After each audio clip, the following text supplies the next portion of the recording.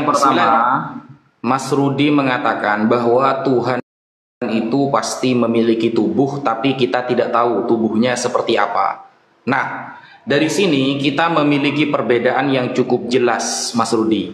Kalau di dalam Islam, Al-Quran secara tegas menarasikan laisa kamitslihi syai' walam yakul lahu kufuwan ahad, yang mengindikasikan Allah tidak sama seperti apapun. Nah, ketidaksamaan Allah kemudian dijelaskan oleh para ulama tentang mujanasah, jenisnya gak ada yang sama, mumatsalah tidak ada yang mirip, musyabahah tidak ada yang menyerupai. Sehingga kalimat Tuhan pasti punya tubuh itu sudah jelas perbedaan antara kita dengan Mas Rudi. Dan ketika kita menarasikan bahwa Mas Rudi itu menuhankan seorang manusia atau menuhankan seorang makhluk, berarti benar. Karena setiap makhluk pasti punya tubuh. Ingat, setiap ciptaan pasti punya tubuh. Dan itu tidak berlaku kepada sang pencipta. Itu yang pertama. Lalu Mas Rudi, ada pertanyaan dari saya. Pertanyaan pertama begini Mas Rudi. Pernahkah Allah mengakui, menyampaikan bahwa Yesus itu adalah firman-Nya? Itu pertanyaan pertama ya. Pernahkah Allah mengakui, ditulis, tercatat dalam Bible bahwa Allah berkomentar Yesus inilah firmanku?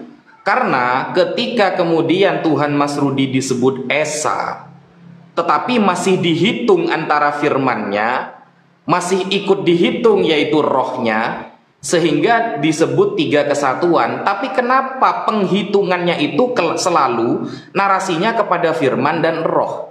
Kenapa maha pendengaran Tuhan tidak dihitung, maha pengetahuan Tuhan tidak dihitung, maha melihat Tuhan tidak dihitung, maha bersabar Tuhan tidak dihitung? Kenapa kok harus firman dan kemudian roh yang dihitung? Kenapa yang lain tidak dihitung? Sehingga mengungkapkan Tritunggal. Ada tiga sesuatu yang menjadi satu dalam satu tubuh. Kan seperti itu. Itu pertanyaan pertama. Pernahkah Tuhan Allah ya mengakui, menarasikan, memproklamirkan bahwa Yesus adalah firman-Nya? Pernah enggak? Kalau ada, sampaikan dalilnya kepada saya. Nah, kemudian Mas Rudi tadi bilang Tuhan tidak berfirman, maka dia bukanlah Tuhan. Ketika Tuhan itu tidak berfirman, maka dia bukan Tuhan. Nah, di dalam Kejadian 1 nomor 1 Mas Rudi, kalau kita baca, Tuhan menciptakan langit dan bumi. Di sana tanpa berfirman Mas Rudi. Kita lihat di dalam bahasa asli Ibrani, atau kita menggunakan Septuagint dengan menggunakan bahasa Yunani contohnya LXX. Nah, ada nggak di dalam Kejadian 1 nomor 1 ketika Tuhan kemudian menciptakan langit dan bumi dia berfirman? Tidak ada Mas Rudi. Ini saya sedang bukan mengkritik Bible, tapi mengkritik cara pandang Mas Rudi mengenai Tuhan. Ketika Tuhan tidak berfirman dalam menciptakan sesuatu, berarti dia bukan Tuhan. Itu perlu diklarifikasi. Karena di dalam Kejadian 1 nomor 1 ketika Tuhan menciptakan langit dan bumi, dia tidak berfirman. Tidak ada kalimat firman, tidak ada kalimat logos atau semacamnya di dalam Kejadian 1 nomor 1. Jadi itu ya yang perlu saya kritisi. Dan pertanyaan saya harus dijawab Mas Rudi. Apakah Allah pernah mengakui bahwa Yesus itu adalah firman-Nya? Saya membaca dalam Kejadian sampai Wahyu, belum menemukan satu ayat pun yang mengindikasikan bahwa Yesus, kalau Yesus mengakui dia firman, oh ada. Kalau muridnya mengatakan Yesus itu firman, mungkin melalui tafsir. Tapi kalau Allah mengakui Yesus sebagai firman-Nya, itu belum ada. Sehingga kesannya itu Yesus seperti pengakuan pribadi. Atau murid-murid Yesus sedang tidak peduli apakah sebenarnya Yesus, tapi dinarasikan pribadi. Tetapi kalau ada ayat yang mengatakan bahwa Allah mengakui Yesus sebagai firman-Nya, selesai masalah. Berarti Yesus benar-benar firman Allah Mas Rudi. Nah, mungkin itu dulu yang bisa saya sampaikan sebelum kita lanjut kepada sesi yang nomor selanjutnya ya. Sekian, terima kasih. Siap Tat. Kita kasih paham Ustadz Wafi, tapi Ayo dong kawan-kawan, semangat. 700 orang kita di sini. Ustadz, berapa penonton Ustadz? 1.300. Ya wajar dong, mereka lebih banyak dari kita. Nggak apa-apa, tanding ulang. Silakan Tat, pencet. Ya, terima kasih Ustadz Wafi atas pemaparannya barusan. Ya, mana perkataan Allah bahwa firman-Nya itu adalah dalam wujud Yesus itu. Oke, saya buka dulu. Yesaya 55 ayat 11. Demikian firmanku yang keluar dari mulutku. Artinya firman itu keluar dari mulut Tuhan. Ia tidak akan kembali kepadaku dengan sia-sia, tetapi ia melaksanakan apa yang kukehendaki dan akan berhasil dalam apa yang kusuruh kepadanya. Ingat ya. Jadi Tuhan sudah menjelaskan, ini loh firmanku itu yang keluar daripadaku, dia tidak akan kembali kepadaku sia-sia. Oke. Kemudian di Yeremia 43 ayat 11. Akulah Tuhan. Tidak ada Tuhan, akulah Tuhan. Tidak ada juru selamat selain daripada aku. Kemudian itu diwajahwantakan di Lukas 2 ayat 11. Telah lahir bagimu Tuhan, juru selamat. Telah lahir bagimu juru selamat, Tuhan di kota Daud. Itulah sebabnya kami percaya Yesus itu adalah Tuhan. Kemudian dikatakan bahwa ada yang mempersiapkan jalan baginya, yakni Yohanes yang berseru-seru di padang gurun. Maka Yohanes 1 kan jangan jelas mengatakan pada mulanya adalah firman, firman bersama-sama dengan Allah, maka firman itu adalah Allah. Kemudian Ustadz, adalah satu kekeliruan Ustadz membaca Kejadian 1 ayat 1 bahwa Tuhan menciptakan tidak dengan firman. Gimana sih cara membacanya? Itu kan masih bercerita pada mulanya Allah menciptakan langit dan bumi. Langit buminya belum ada. Ini loh ceritanya, kira-kira begitu. Pada mulanya Allah menciptakan langit dan bumi itu begini loh, masih kosong, belum ada apa-apa. Inilah permulaan penciptaan langit dan bumi. Kira-kira begitu. Paham ya? Maka yang pertama diciptakannya, berfirmanlah jadilah terang, maka terang itu jadi. Semua diciptakan itu dengan kalimat firman. Gak ada kalimat di luar firman, Tat. Ya. Kemudian, kenapa mata Tuhan, pendengaran Tuhan semuanya juga tidak dibilang itu, Tat. Kita diciptakan serupa dan segambar dengan Tuhan. Kita hanya memiliki 3 bagian besar tubuh. Kepada tubuh ini tergantunglah kuping, mata, hidung, bibir, dan lain sebagainya. Tangan, kaki. Pahami dulu, Tat. Kemudian yang kedua roh. Yang ketiga adalah suara. Di luar itu enggak ada lagi, Tat. Makanya kalau berbicara tentang kekristenan, dipadukan dengan kalian, Tat. Tuhan itu 120 tunggal. Karena Allah SWT tidak akan dikatakan Allah SWT apabila sifatnya kurang 1. Sifatnya kan 20. Apabila sifatnya 19, dia bukan Allah SWT. Asmaul Husna 99. Apabila kurang 1, itu bukan Allah SWT, tapi Allah-Allah lain. Itu enggak boleh kau sangkal itu, Tat. Demikian juga Allah SWT. Dia adalah memiliki 3 hal yang sering diucapkan oleh muslim. Yang pertama, namanya Allah. Yang kedua, bentuknya adalah zat, zat. Yang ketiga adalah dia berfirman, Tat. Kalau 1 saja kurang, misalnya Allahmu tidak bisa berfirman, itu bukan Allah SWT. Pahami dulu, Tat. Kalian nggak ngerti konsep ini. Coba kau tanya dulu nanti.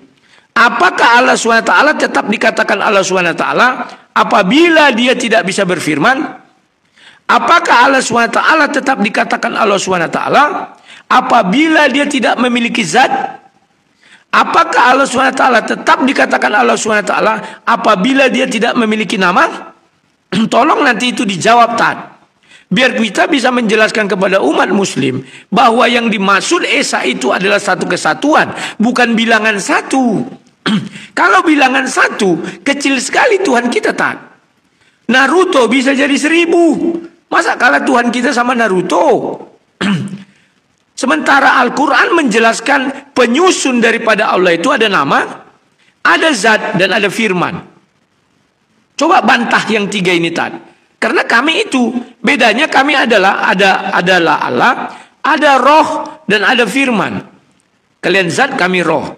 Allah itu bagi kalian nama, kami bukan nama. Tapi itulah bentuknya, apa jabatannya. Hanya itu aja bedanya Tat. Zat dengan roh. Ya, nanti tolong dijelaskan yang itu Tat. Dan mana di dalam Al-Quran yang mengatakan bahwa tanpa firman dia tetap Allah? Silakan. Sudah ada peningkatan kawan-kawan. Febri, terima kasih. Ya. Ayo kita gas kawan-kawan. Mak, setengahnya kita. Silakan Tat. Kalau udah muncul ku pencet. Tanding ulang. Silakan. Oke, bismillahirrahmanirrahim. Tadi Mas Rudi menarasikan, andaikan Asmaul Husna itu 99, lalu berkurang menjadi 1, maka dia bukan Allah. Atau sifat wajib 20, ketika kurang 1, maka dia bukan Allah. Ini sebenarnya kesalahpahaman Mas Rudi dalam memahami sifat wajib 20 dan Asmaul Husna. Di dalam Al-Quran disebutkan walillahil asmaul husna walillahil asmaul husna fad'uhu biha. Allah memiliki nama-nama yang baik, maka berdoalah dengan nama-nama tersebut. Nama Allah yang tertera di dalam Al-Quran adalah 99. Tidak kemudian nama Allah terbatas 99. Bedakan Mas Rudi ya. Kalau Allah pernah menarasikan di dalam Al-Quran, satu ayat saja tampilkan bahwa Allah membatasi namanya 99. Tidak akan pernah Anda temukan sampai Dajjal keluar 2 kali. Nah, nama Allah 99 itu adalah yang tertera di dalam Al-Quran. Tidak kemudian terbatas. Karena Rasulullah SAW pernah berdoa kepada Allah, Allahumma ya Allah, aku meminta as'aluka bikullismin sammaitahu bihi nafsak, dengan nama-nama yang hanya engkau saja yang tahu, au anzaltahu fi kitabik, atau nama yang engkau turunkan dalam kitab-kitab sucimu seperti di dalam kitab Al-Quran dan kitab suci yang lain, au allamtahu ahadan min khalqik, atau nama yang hanya engkau berikan kepada orang yang khusus spesial bagimu. Contoh nama-nama Allah yang hanya diketahui oleh para nabi. Jadi itu adalah hadis sahih yang menunjukkan Allah itu tidak terbatas 99 namanya. Nah, itu sudah dijawab oleh Rasulullah. Kemudian Mas Rudi, ketika saya bertanya, apakah Allah pernah mengakui Yesus sebagai firman-Nya? Ternyata Mas Rudi menampilkan Yohanes contohnya. Pada mulanya adalah firman, firman bersama Allah, firman adalah Allah. Itu ungkapan Yohanes Mas Rudi. Dan ungkapan Yohanes ini hanya tertulis di dalam Yohanes saja. Tidak kemudian tertulis di dalam surah-surah yang lain. Surah Paulus, Markus, Matius, dan yang lain sebagainya. Tidak ada. Lukas, ada. Hanya tertulis di Yohanes saja. Itu menunjukkan itu pendapat pribadi Yohanes. Saya ingin ada ayat mungkin di mana Allah mengakui sendiri bahwa Yesus adalah firman-Nya. Tidak ada Mas Rudi. Sudah saya kaji dari Kejadian sampai Wahyu. Tidak ada Allah mengakui Yesus sebagai firman-Nya. Kemudian jika Mas Rudi mengatakan bahwa yang namanya Allah, Tuhan, itu masa cuma punya nama saja, kemudian tidak punya tubuh. Itu letak perbedaan kita Mas Rudi. Mas Rudi memikirkan bahwa Tuhan itu seperti makhluk. Mas Rudi memikirkan Tuhan itu bertubuh. Sedangkan kita, sang pencipta, mustahil sama seperti ciptaannya. Saya membuat robot, pasti robot itu tidak sama dengan saya. Banyak keterbatasan. Itu hanya permisalan saya dengan robot buatan saya. Apalagi yang menciptakan adalah Allah Subhanahu wa Ta'ala. Jelas, al-farqu bainahuma ba'id. Perbedaan di antara keduanya sangat jauh. Dan pernyataan Mas Rudi ketika mengatakan bahwa Tuhan itu memiliki tubuh, itu disangkal Mas Rudi. Coba Mas Rudi buka di dalam Yesaya 46 nomor 5 ayat 5. Yesaya 46 ayat 5 di sini dikatakan secara tegas begini Mas Rudi. Kepada siapakah kamu hendak menyamakan aku saudara? Hendak membandingkan dan mengumpamakan aku sehingga kami sama? Yesaya 46 nomor 5 menjelaskan bahwa Tuhan tidak boleh sama seperti apapun.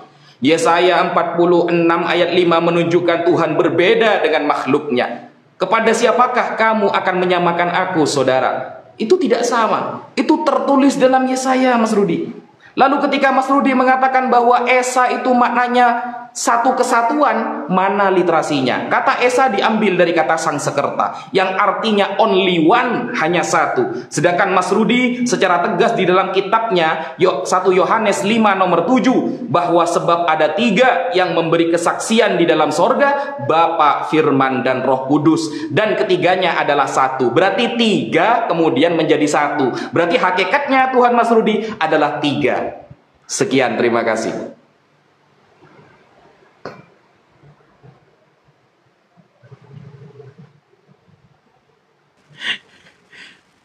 Siap. Terima kasih kawan-kawan semua. Tanding ulang lagi kita. Ini asik nih. Ya.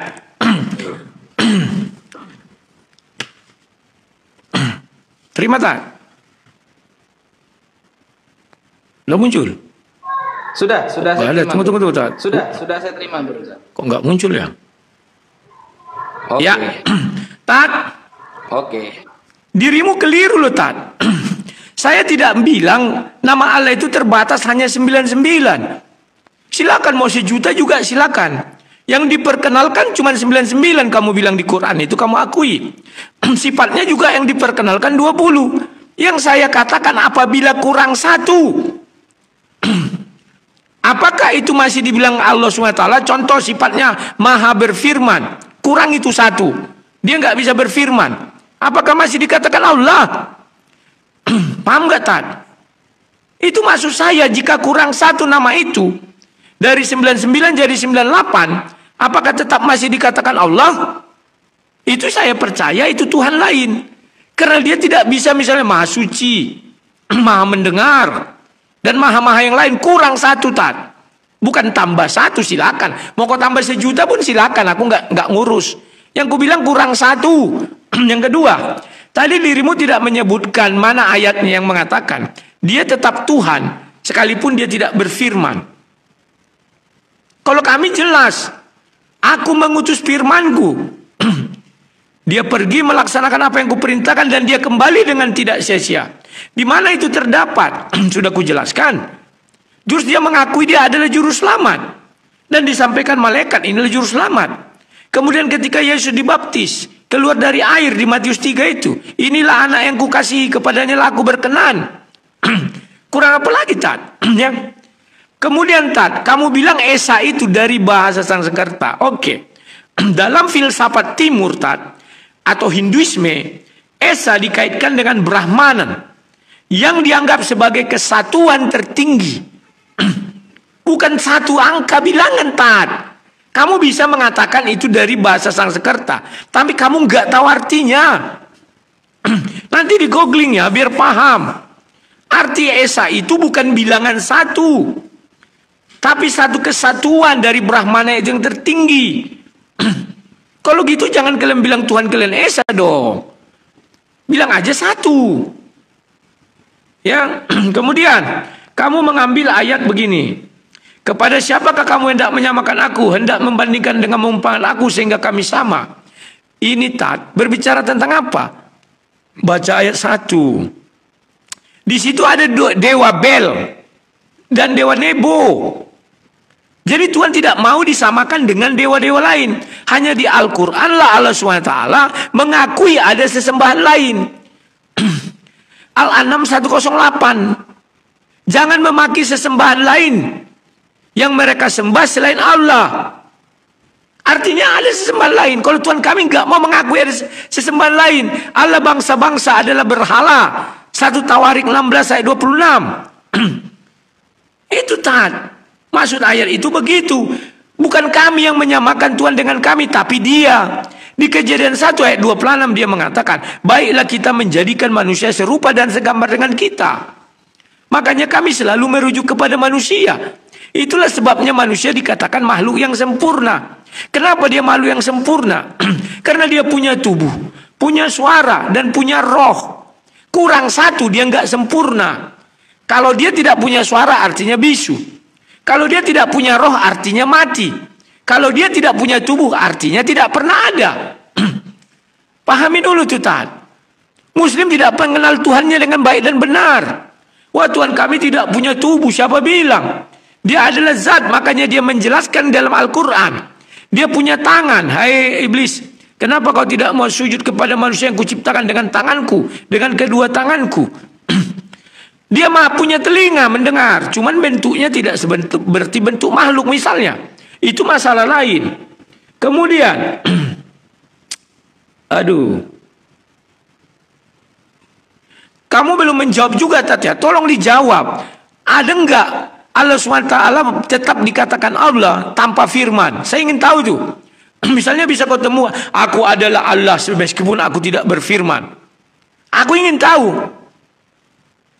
Dia tetap dikatakan Allah sekalipun dia tidak pernah berfirman atau tidak memiliki, bukan sekalipun, tidak memiliki firman. Saya ingin tahu betapa tergantungnya Allah itu kepada firman.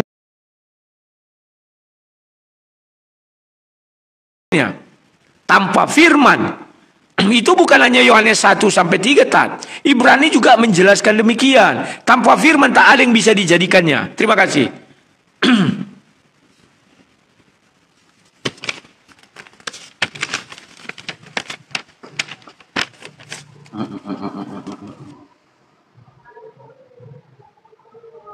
Ya nggak apa, kita kalah PK-PK kawan.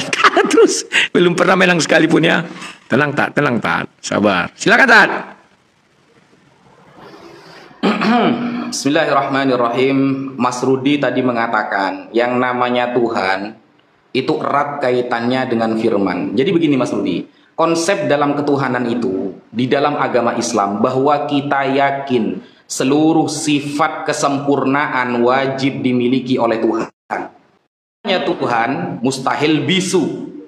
Yang namanya Tuhan wajib berfirman. Tetapi kemudian ketika dikatakan Tuhan ketika menciptakan sesuatu wajib berfirman, itu adalah masalah lain Mas Rudi. Ketika Tuhan menciptakan sesuatu wajib berfirman, itu masalah lain. Tapi Tuhan wajib memiliki firman. Dan kenyataannya di dalam Kejadian 1 nomor 1 tidak ada kemudian kalimat firman dari Tuhan. Kalau Mas Rudi mengatakan itu kan hanya sedang menceritakan. Pada mulanya Tuhan menciptakan langit dan bumi, sedang menceritakan. Oke, kalau memang sedang menceritakan, di mana ungkapan Tuhan berfirman menciptakan bumi? Firman Tuhan menciptakan bumi, di mana? Kalau itu hanya menarasikan ya. Kita buktikan di mana ada ayat aku menciptakan bumi dengan firman seumpama. Ya tidak ada Mas Rudi. Nggak ada. Karena memang dalam Kejadian 1 nomor 1, mau kita baca tafsir-tafsir dari para ulama Yahudi, para rabi Yahudi, ya juga tidak kita temukan istilah firman dalam menciptakan langit atau bumi tersebut. Bumi ya tentunya. Nah, Mas Rudi tadi mengatakan kalau Tuhan itu bisu berarti itu bukan Tuhan. Nah, kita lihat apakah di dalam kitab suci Mas Rudi, Tuhan Mas Rudi pernah bisu, pernah gak jadi Tuhan berarti. Ya, ini Mas Rudi ya. Di dalam Yesaya 42 nomor 14. Yesaya 42 nomor 14. Apa kata Tuhan? Aku membisu dari sejak dahulu kala. Aku berdiam diri. Aku menahan hatiku. Sekarang aku mau mengerang seperti perempuan yang melahirkan. Aku mau mengah-mengah dan megap-megap. Ini Tuhan gimana megap-megap? Ya Mas Rudi, sekop gitu dah maksudnya. Atau gimana maksudnya? Saya tidak paham ya. Aku membisu sejak dari dulu kata Tuhan. Di dalam Yesaya 42 nomor 14. Berarti Tuhan Mas Rudi, apakah pernah gak jadi Tuhan? Karena kata Mas Rudi tadi kalau membisu bukan Tuhan. Sedangkan ini pengakuan Tuhan membisu sejak dulu Mas Rudi. Ya itu keterangannya saya serahkan ke Mas Rudi lah ya. Saya cuma membacakan saja kan seperti itu. Secara literal berarti Tuhan Mas Rudi pernah pengap-pengap pengap-pengap ya, megap-megap gitu ya. Dan pernah membisu gitu. Nah itu Yesaya 42 nomor 14. Dan Mas Rudi tadi mengatakan Esa itu maknanya satu kesatuan. Ini ya. Ya. Makna Esa ya, arti Esa. Kita lihat arti Esa. Esa itu apa artinya? Suruh di googling ya. Mas Rudi suruh saya menggoogling Esa itu. Ini Mas Rudi, arti Esa itu apa? Esa berarti maha tunggal, sehingga tidak tersusun dari yang lain. Jediar, selamat datang di kebenaran. Tidak tersusun dari yang lain. Tunggal, Esa itu. Kan disuruh googling kan sama Mas Rudi kan? Kalau masih tersusun ada Bapa, Roh Kudus dan Firman, itu bukan Esa. Itu namanya Bhinneka Tunggal Mikana. Bhinneka Tunggal Ika. Ingat kan? Bhinneka Tunggal Ika. Ika itu beberapa kesatuan jadi satu. Kita berbeda-beda dalam bangsa, kita berbeda-beda dalam agama, tapi kita satu. Namanya Ika. Kalau Esa tunggal gak tersusun dari apapun. Makanya saya mengatakan Esa itu artinya only one. You understand? Begitu Mas Rudi. Satu gitu loh. Gak usah ditafsiri lagi. Sedangkan di dalam 1 Yohanes 5 nomor 7, yang bersaksi di dalam surga ada 3 di dalam kitab Mas Rudi. Bapa, Roh Kudus, Anak, Firman. Dan ketiganya menjadi satu. Berarti bukan Esa, Ika namanya. Bukan Esa. Kalau Esa itu tunggal. Makanya kul, katakan wahai Muhammad, huwallahu ahad. Allah itu Esa. Esa di dalam sifatnya. Esa di dalam pekerjaannya. Esa di dalam dirinya. Ya, eksistensinya. Begitu Mas Rudi. Sekian, terima kasih.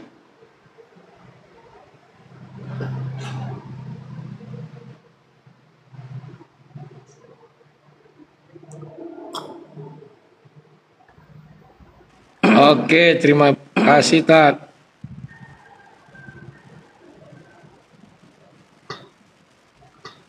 Iya, kepencet. Yuk. Oke, terima. Oke, Tat. Saya geli melihat kalian ini, Tat, kalau berdiskusi. Arti membisu dengan bisu aja nggak paham. Kalau bisu itu, Tat, sama sekali tak bersuara. Kalau membisu itu berdiam diri. Sekarang Tuhan kan membisu, Tuhan kalian. Ada nggak dia berfirman lagi? Kan nggak ada. Itu namanya membisu. Ngerti nggak Tat? Kalau bisu sama sekali nggak bersuara. Al-Quran mengatakan dia pernah berfirman kepada Musa secara langsung. Kemudian setelah itu dia membisu. Itu maksudnya tak ada berbicara lagi. Aduh. Kemudian asal ada bisu itulah itu, asal ada bisu. Makanya jangan andalkan pencarian gitu, Tat. Kemudian Tuhan wajib berfirman. Itu sudah kau akui. Tuhan itu wajib berfirman. Artinya kalau dia nggak berfirman, dia bukan Tuhan. Paham nggak Tat maksudku? Terus kau bilang, kalau menciptakan wajib berfirman, itu masalah lain. Kau carikan saya satu ayat letak di dalam Al-Quranmu. Dia menciptakan segala sesuatu dengan tidak berfirman. Dia saja mengatakan kun fayakun, jadi maka jadilah. Gimana sih kau nih Tat? Semua nabi menjelaskan Allah itu adalah nama, Allah itu adalah zat, Allah itu berfirman. 3 ini nggak bisa lepas. Inilah penyusun Allah SWT itu. Nggak bisa lepas. Kau kurangi 1 nggak bisa Tat. Kau menyembah siapa? Aku ingin tahu. Setelah ini kau jawab. Apakah kau menyembah namanya, menyembah zatnya, atau menyembah firmannya? Saya ingin tahu. Siapa yang kau sembah? Kedua, mengenai kejadian 1, pada mulanya Allah menciptakan langit dan bumi. Itu kan pembuka, kalimat pembuka. Aduh. Gini. Aku membangun rumah ini sudah. Kemudian aku ceritakan sama orang. Terus orang itu nulis. Pada mulanya Rudi Yohanes membangun rumahnya. Misalnya begitu. Sudah. Baru dibuat ayat 2. Masih berupa tanah kosong. Paham gak Tat? Baru ayat 3. Begitu juga itu berfirmanlah laku bagaimana? Dicarilah tukang. Dibelilah material, dibangun, digalilah lubang, dibuatlah besi, ditanam, dicor, gitu-gitu. Aduh. Nah, kemudian arti Esa, kau tak carilah di Brahmana itu bagaimana sih Esa itu?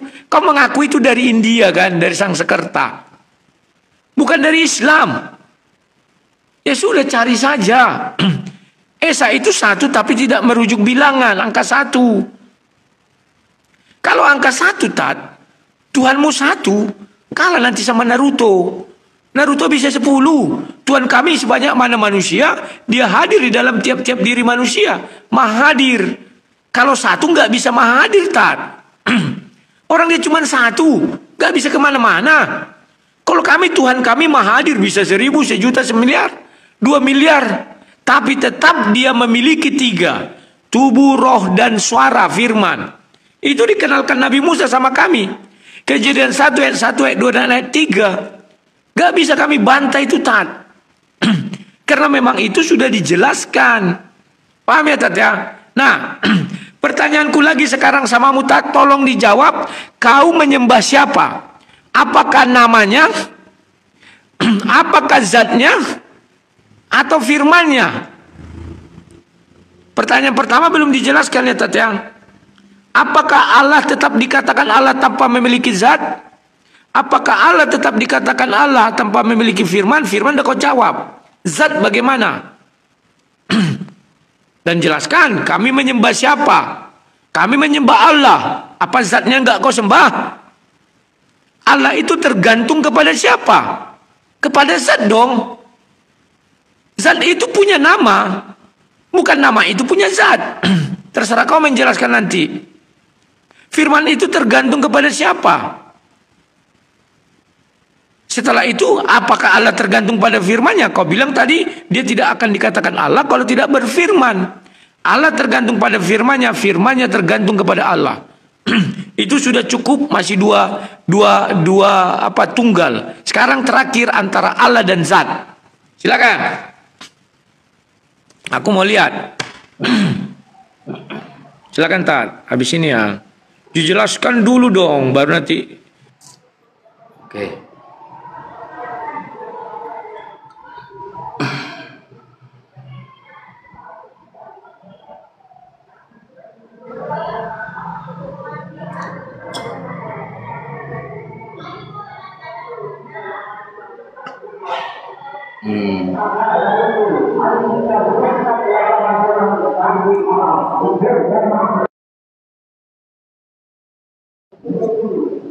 Nggak muncul matchnya.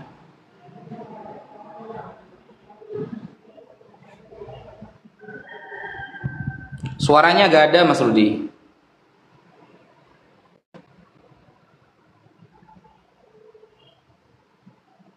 Yuk.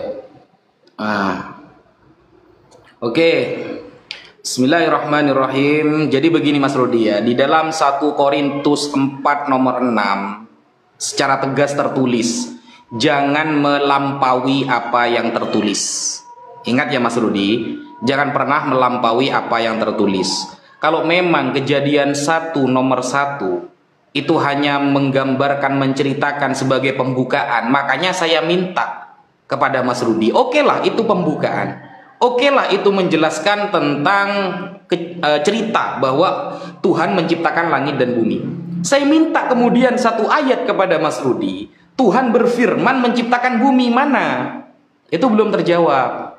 Yang di awal juga, pernahkah Allah mengaku Yesus sebagai firman-Nya? Jawaban Mas Rudi mentok di dalam Yohanes 1 nomor 1. Kalau Yohanes 1 nomor 1 Mas Rudi, itu ungkapan Yohanes, bukan ungkapan Allah. Lalu kalau Mas Rudi bertanya kepada saya, apakah yang saya sembah?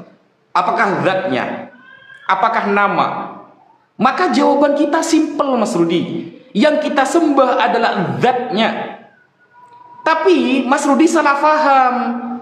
Mas Rudi tidak paham tentang zat ini. Zat itu apa sih? Zat ini bukan zat kimia, bukan Mas Rudi. Makanya di dalam Al-Quran ada ayat Irama dzatil imad.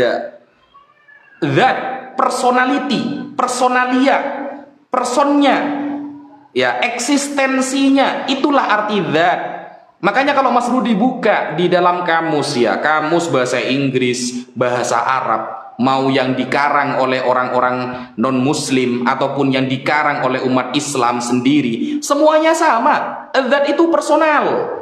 Yang namanya personal pasti punya nama, Mas Rudi. Namanya adalah Allah. Bismillahirrahmanirrahim. Dengan menyebut nama Allah, yang kita sembah adalah zatnya.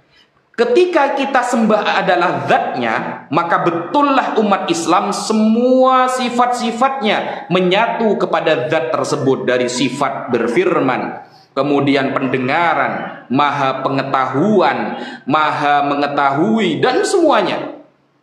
Kalau kita menyembah zatnya, semua sifat-sifat Allah menyatu kepada zatnya, otomatis kita juga menyembah seluruh sifat-sifatnya. Tetapi kemudian saya bertanya balik kepada Mas Rudi, yang Mas Rudi sembah adalah firman, atau Bapa, atau Roh Kudus? Kalau ketiga-tiganya, berarti Tuhan Mas Rudi tiga.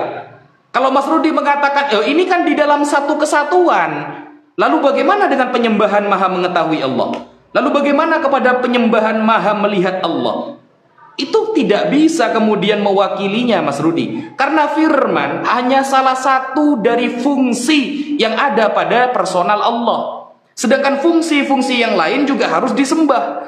Ketika Mas Rudi menyembah Allahnya, zatnya, maka semua fungsi yang ada pada zatnya juga otomatis disembah oleh Mas Rudi. Tapi ketika kemudian Mas Rudi menyembah firman, itu tidak mewakili penyembahan pada sifat-sifat kesempurnaan yang lain yang ada pada diri Allah Subhanahu wa Ta'ala.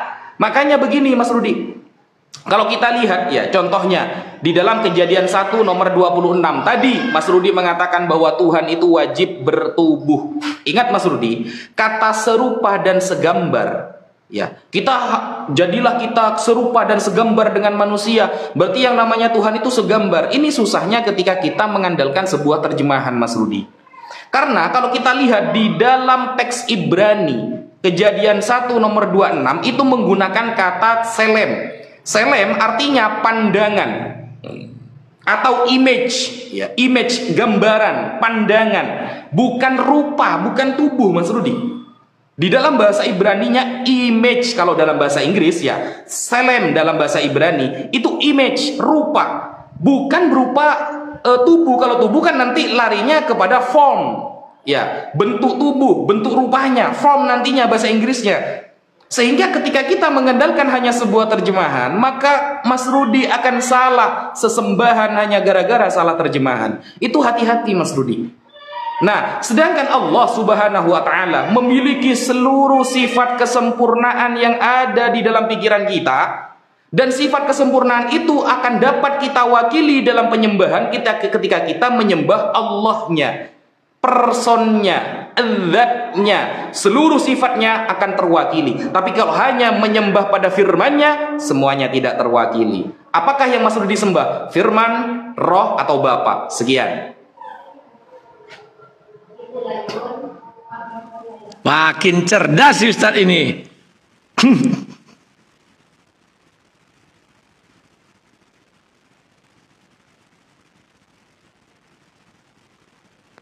Oke, pencet Tat. Ya. Aduh. Terima kasih Tat, dirimu sudah mulai mengerti apa itu Tritunggal. Tapi kamu menolak. Kamu tadi sudah berkata Tat, bahwa kalian menyembah zat Allah. Apakah kau tidak menyembah namanya? Kau bilang menyembah namanya. Dan juga menyembah seluruh sifatnya 20 dan 99 namanya. Sudah berapa kau itu? Itu namanya kesatuan. Kau tidak menyembah zat saja, menyembah Allahnya. Itulah sebabnya ada dua kalimat syahadat. Bukan dikata zat, tapi Allah namanya. Paham gak Tat? Kemudian kau bilang, kalau menyembah Allah, artinya kami juga menyembah seluruhnya. Betul. Sama dengan kami. Tritunggal itu apa? Tubuh, roh, dan firman. Kalau kau tanya saya menyembah siapa? Menyembah Tuhan Allah Tritunggal titik. Kami menyembah Bapa, artinya kami menyembah rohnya juga. Kami juga menyembah firmannya. Itu Tritunggal namanya Tat. Bukan berarti kami menyembah 3 Tuhan pisah-pisah. Enggak. Semuanya satu kesatuan. Kau sudah mengerti tadi. Kalau menyembah zat Allah, maka 20 sifat juga kami sembah. Memang begitu Tat. Makanya aku bilang satu sifat itu berkurang. Bukan aku bilang bertambah, berkurang. Dia bukan Allah. Jadi dia tergantung kepada sifatnya. Cuman beda Tuhanmu dengan Tuhan kami. Tuhan kami bisa mengutus firman-Nya menjadi manusia, bisa mengutus rohnya ke dalam dunia ini. Tuhanmu tidak bisa apa-apa. Itu bedanya. Bisa enggak dia mengutus zatnya ke bumi? Enggak bisa. Bisa enggak dia mengutus firman-Nya menjadi manusia? Enggak bisa. Tapi dia memiliki 3 ini tetap. Dia adalah Tuhan. Dikatakan dia Tuhan kalau memiliki nama, memiliki zat, dan memiliki firman. Itu di dalam Islam. Gak bisa kau pisahkan ini. Tadi sudah kau akui Tat. Menyembah Allah sama dengan menyembah zat, sama dengan menyembah firman. Itulah 3-tiganya nih. Karena firman itu bukan makhluk. Pahami itu Tat. Kau cari di dalam Al-Quran, ada nggak Allah berkata inilah makhlukku? Gak ada. Nah ini. Nah kemudian Yesus adalah firman. Mana kan sudah ku jelaskan. Akulah Tuhan. Tidak ada juru selamat selain aku. Telah lahir bagimu juru selamat di kota Daud. Tuhan di kota Daud. Itu kan sudah pengakuan disampaikan oleh malaikat. Firman Tuhan disampaikan malaikat kepada Maria. Apalagi yang mau kau tuntut Tat? Sudah apalagi? Terus kau bilang zat Allah itu untuk menunjukkan eksistensinya.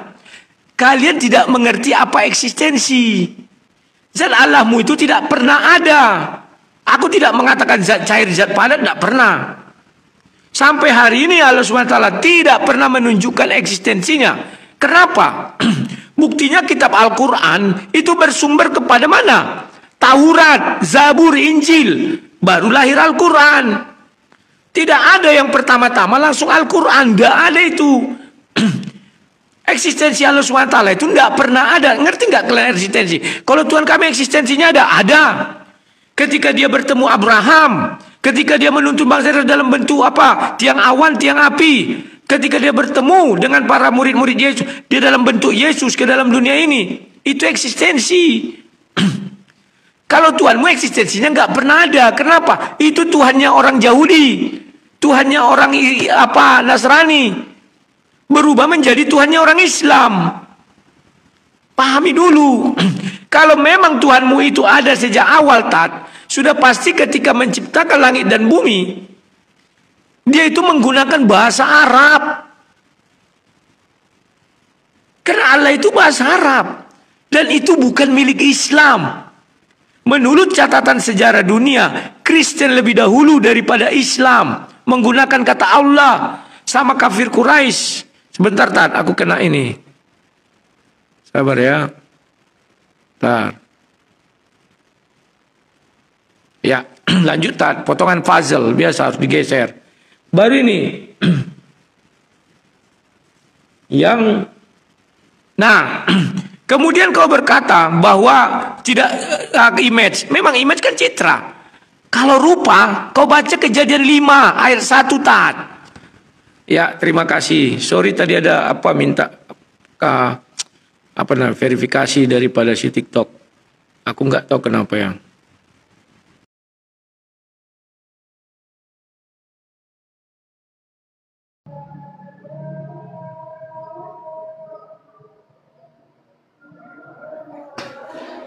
Oke, mungkin ini menjadi putaran yang terakhir karena di rumah sudah adzan maghrib. Ya, Bismillahirrahmanirrahim.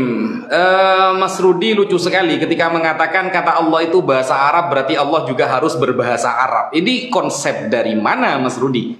Berarti saya bisa mengembalikan bahwa bahasa Tuhan Anda itu Yunani, bukan Aramaik, bukan Ibrani. Karena di dalam perjanjian baru, saudara, bahasa aslinya yang tertua, yang ditemukan, yang diakui oleh umat Kristen adalah Theos.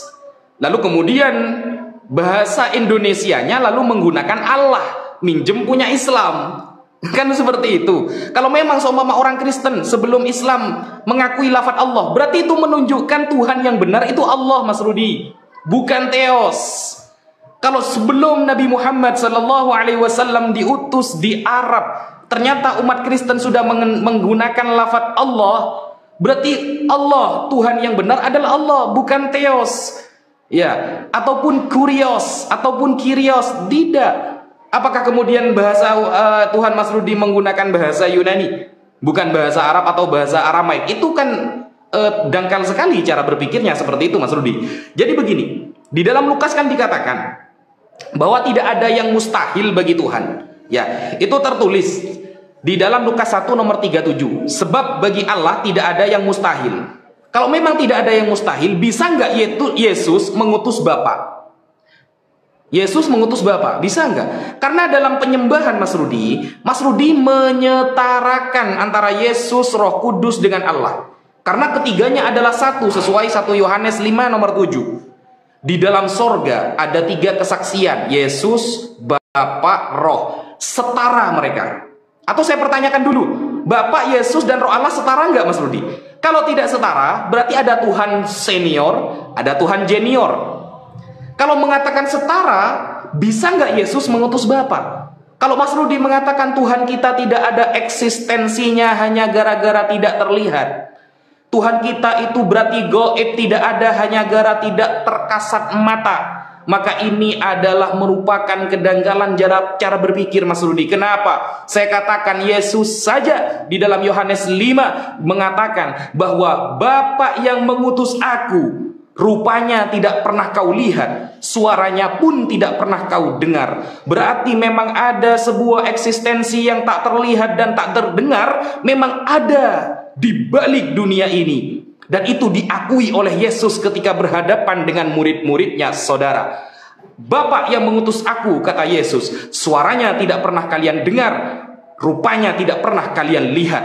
Berarti sesuatu yang tidak terdengar dan tidak terlihat bukan berarti tidak ada, Mas Rudi. Dan itu diakui oleh seorang Yesus, yang diakui oleh Mas Rudi sebagai utusan Tuhan, saudara. Jadi tidak mungkin. Contoh, saya contohkan logical fallacy itu jangan dipakai, Mas Rudi. Cara berpikir yang tidak benar jangan dipakai. Ketika di sebuah kamar ada suara, menunjukkan berarti ada orangnya. Ketika di sebuah kamar tidak ada suara, belum tentu tidak ada orangnya. Tapi ketika kita buka di dalam kamar itu ada bekas-bekas injakan seseorang, berarti di dalam kamar pernah ada seseorang. Kalau kita berpikir di mustahil sepeda motor, mobil tercipta dengan sendirinya, apalagi dunia yang luas seperti ini, maka mustahil tercipta dengan sendirinya. Maka siapakah yang bisa menciptakan gunung-gunung, langit-langit dan bumi sebesar ini? Maka Allah mengatakan di dalam Al-Quran, Badi'us samawati wal ard, dialah sang pencipta pertama kali langit dan bumi ini. Itu sudah logik sekali. Dan logika seperti itu diakui oleh seorang Yesus. Bahkan sesuatu yang tidak pernah kita dengar suaranya, rupa yang tidak pernah kita lihat rupanya, itu belum tentu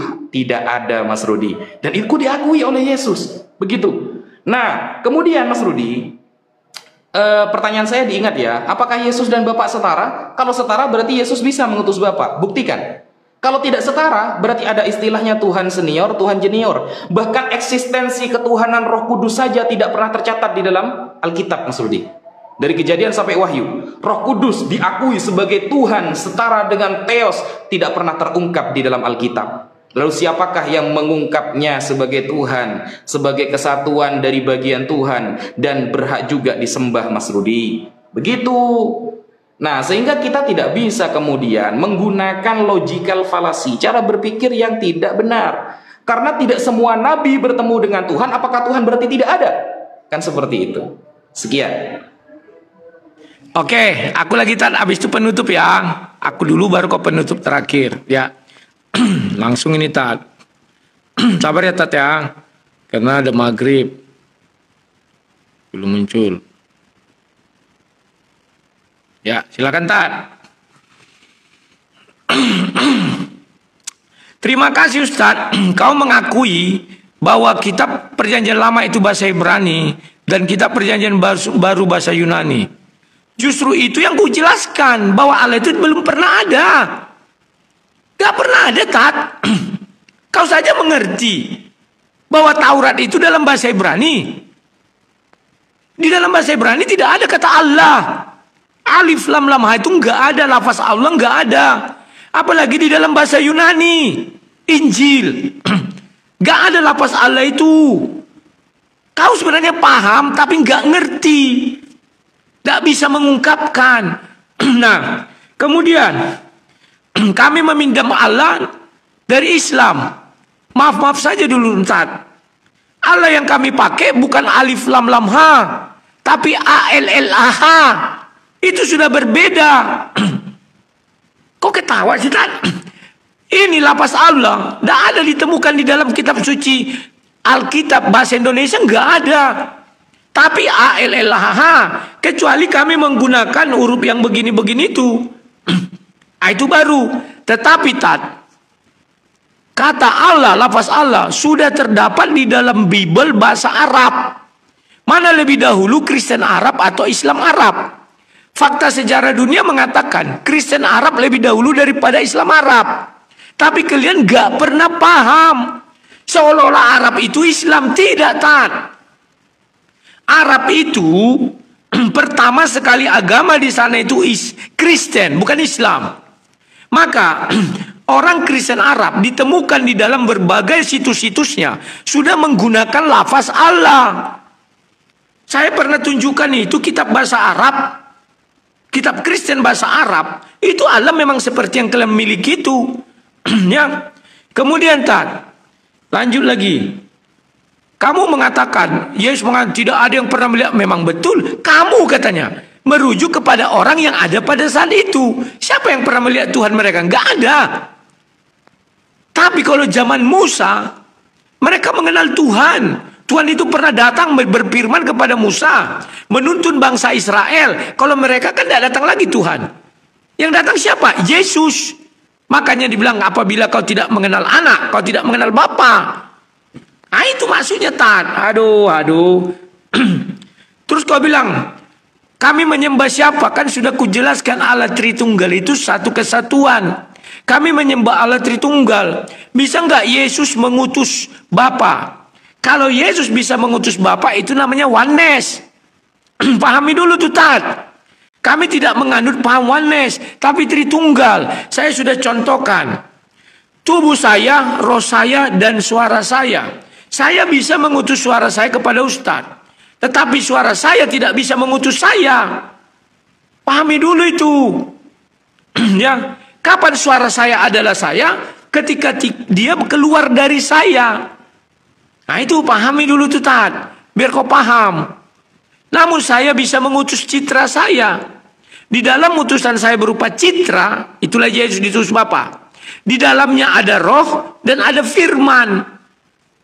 Tiga tetap berfungsi, Tat. Paham ya? Kemudian baru apa nih?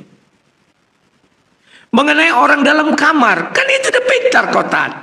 Ketika orang mendengar suara, pasti ada yang berbicara. Pintar. Yang berbicara ini pasti hidup. Apa yang menghidupkan? Kalau di kami roh, itulah Tritunggal. Suara ini sampai ke aku. Kalau ada yang berbicara dan ada roh, itulah Tritunggal. Nah, Tat, sekarang Islam ini gak mengerti apakah zat bisa mengutus Allah. Tanya nanti di sini, Tat. Allah itu nama. Apakah zat bisa mengutus nama? Enggak bisa. Bedanya Islam dengan Kristen, Allah itu enggak punya eksistensi. Enggak bisa apa-apa.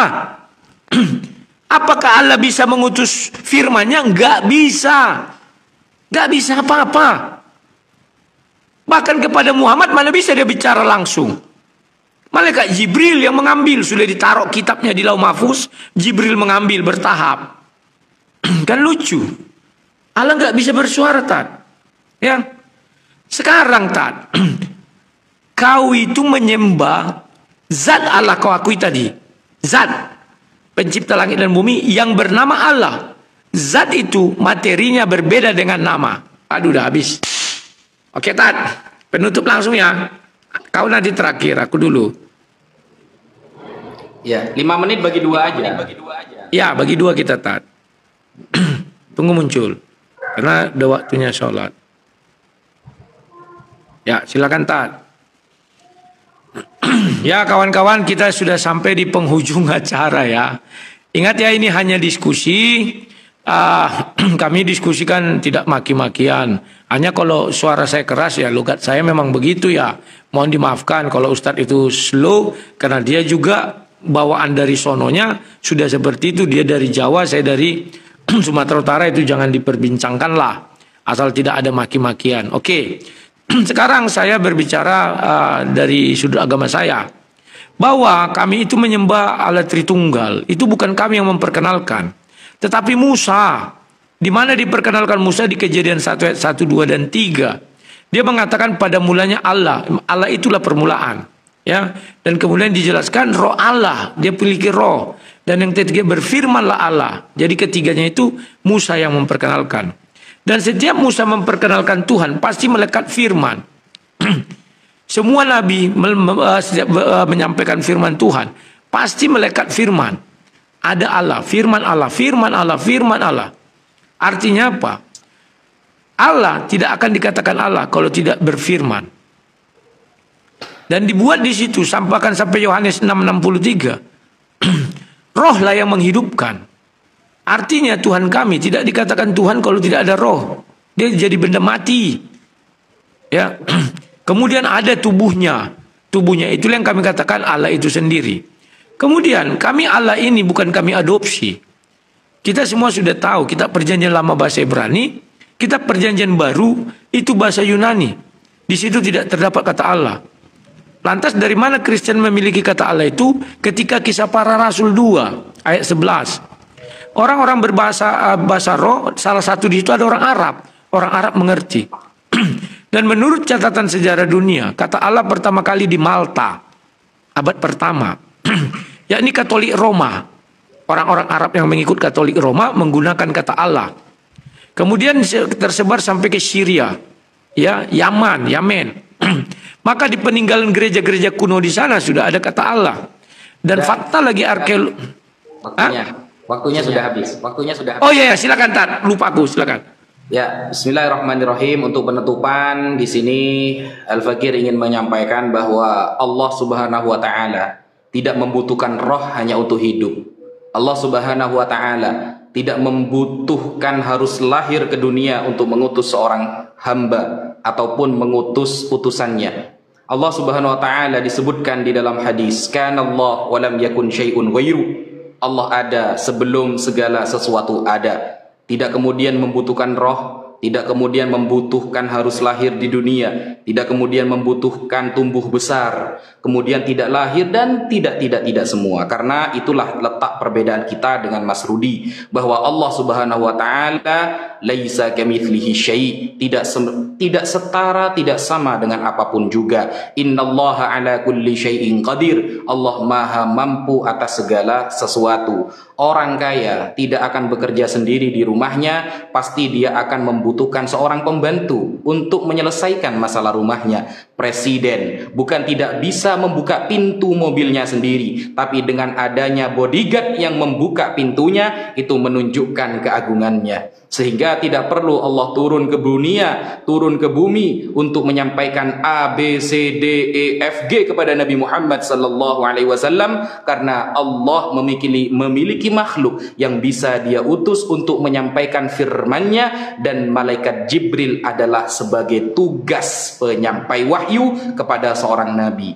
Itu adalah perbedaan antara saya dengan Mas Rudi. Sehingga kalau dikatakan apakah kita menyembah Allah itu sifatnya? Tidak, kita menyembah zatnya. Zat adalah personalnya. Dengan menyembah personalnya, yang kemudian personalnya memiliki nama yaitu Allah, maka kita sudah sama dengan menyembah seluruh sifat sempurna yang melekat pada dirinya. Tetapi ketika kita menyembah hanya firman-Nya saja, saudara, kita hanya menyembah maha penglihatannya saja, saudara, itu tidak mewakili penyembahan yang lain, sehingga kita akan jatuh kepada kekafiran. Dan ingat, sifat makhluk tidak akan pernah terjadi kepada sifat Allah, dan sifat Allah juga tidak akan bisa dikuasai oleh makhluk, karena Allah sang pencipta dan makhluk hanya ciptaannya. Maka seyogyanya bagi Allah maha mampu atas segala sesuatu, dan dialah sang wahdaniyah, satu dalam sifat, satu dalam personal, dan satu di dalam kekuasaannya. Sekian, terima kasih. Terima kasih Bapak Gabriel. Tat, sampai jumpa lagi ya Tat ya. Ya. I love you full. Slow. Sama-sama. Siap. Ya, terima kasih kawan-kawan.